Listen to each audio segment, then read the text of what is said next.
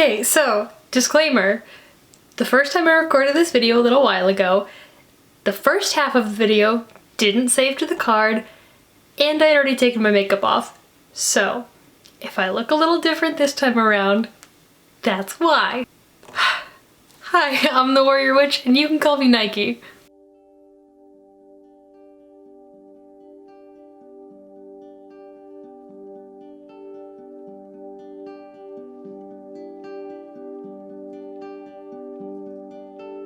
Today we're going to be talking about a topic that I think is really important for beginners and gets talked about as a general concept, but nobody really talks in detail about it, besides The Witch of Wonderlust was a video that I'll link here, haha.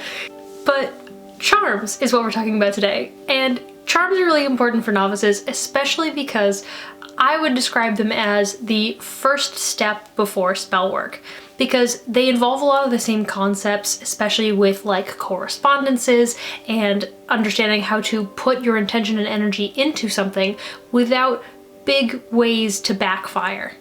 So I actually have a couple of charms that I use very frequently, and I'm a couple years in my practice, so just like with the basics, it's not necessarily a concept that has to disappear, although this one you could replace for bigger spell work, but I like charms because they are so simple, and a lot of the time you'll see charms being things that you can either wear or carry around, so it's nice to have something that can be pretty inconspicuous, that you can bring with you anywhere you need, and it's just super simple. It doesn't have to be jewelry, but jewelry is super common. But you guys have actually already seen one of the charms that I've made before, which is my protection jar. So my protection jar is actually in a little glass bottle that I got from the craft store. It has specific herbs that correspond to the intention of protection, but because it's not a full-on spell work, it's not as big. So like with most of my charms, it does have to be re-upped fairly frequently. I try to do it about once a week, but it's not a big killer if I don't do it. But I would definitely recharge it if it's been a while and I'm going to be bringing it with me somewhere. Aside from your typical tiny spell bottles, small spell bottles that are jewelry sized like that, I mean like maybe as big as my glasses, those are more often what I would consider charms just because you can't put as much into them, and being so very small, they often carry a little bit less power with them, which is fine. It just means that you have to redo them or re-add the energy back in every now and then. The other way that you'll frequently see charms is in the form of jewelry, and I actually have two charms for this. One is this hematite necklace that I got something like 10 years ago from a metaphysical store where I used to live that was primarily jewelry, but they also had like tarot cards and occult books.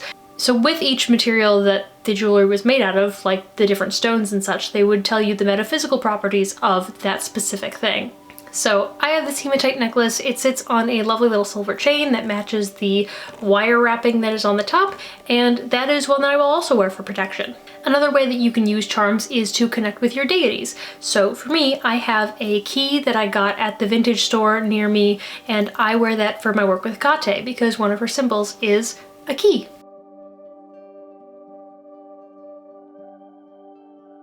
And my newest final piece of jewelry that I use as a charm is this necklace from Moonglow Jewelry, and I'm very excited to say that they are my first sponsorship, yay! So I'm gonna tell you guys all about them.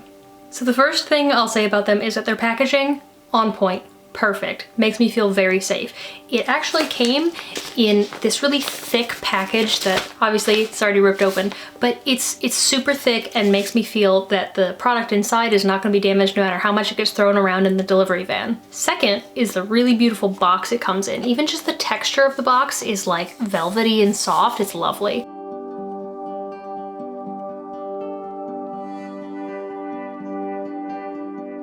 And inside is a velvet cushion for the necklace and a little information packet. The cool thing about this company is you can pick the specific date of the moon that you want on the necklace. So for me, I chose my birthday and I happen to be born on a full moon, but you could do things like an anniversary or a specific important day, like whenever you would have opened a business, something cool like that. And in this information packet, they give you a bunch of information about that moon phase and what it means for you, especially on birthdays. So like, they have this whole fold out thing. They even have stuff for the eclipses. That's super cool.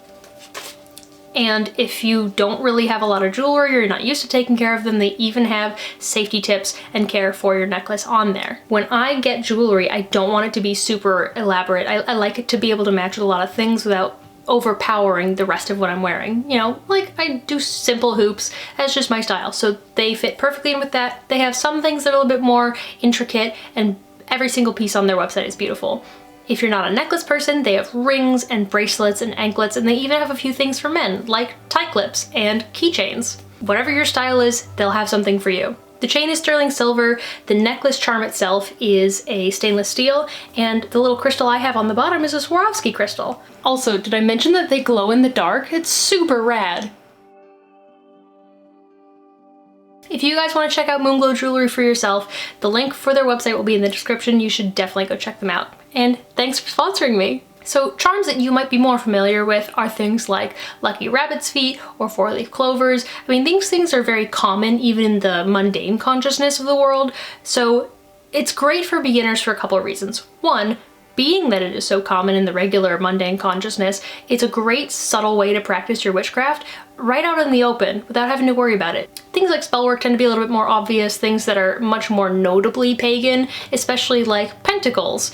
You might not want people seeing that, but you still want something for protection or whatever it is the intention is that you want to be carrying with you, so charms are a great way to do that. And I regard them as a great intro to spell work. Because the method of making the two of them are so similar, charms are a great first step into that spell work if you don't want to venture in there yet and you're a little bit nervous, you don't want to mess things up. I haven't had any of my charms backfire, so like number one, that's a great reason. And number two, being that they're so much smaller, it also gives you a lot of practice because you have to re-up the energy more often. I try to do my stuff around once a week, especially if I'm wearing it a lot. And it is great practice for things like cleansing and setting intentions and putting the specific intention's energy into whatever it is you're using. You can also incorporate specific symbols into what you're using. So for example, the Moonglow jewelry, you can use the full moon's energy like I have on mine, or the crescent moon, or whatever it is you would want. You can use specific symbols for deities because some of them have specific symbols like Hecate has, like the key or her circle. Besides planetary bodies like the moon and the sun, obviously. The symbol I actually see most out in the world for charms, especially worn charms like jewelry, is the evil eye, and it is a protection from any negative entities and any negative forces. If you're unsure what kind of intentions you could put into a charm, the most common ones I see for that is often protection or luck or self-love. It could be to bring in a new habit that reminds you of that, and obviously connection with deities. I really think charms are great, and you know, even several years into my practice, I still use them, I still make them. So don't think it's just a beginner level thing to do. It's great for everybody. If you end up making any charms or you have any of your own already and you want to share them with me on Instagram, you can find me at Warrior Witch Nike, or you can use the hashtag Warrior Witch Coven. Both would be great.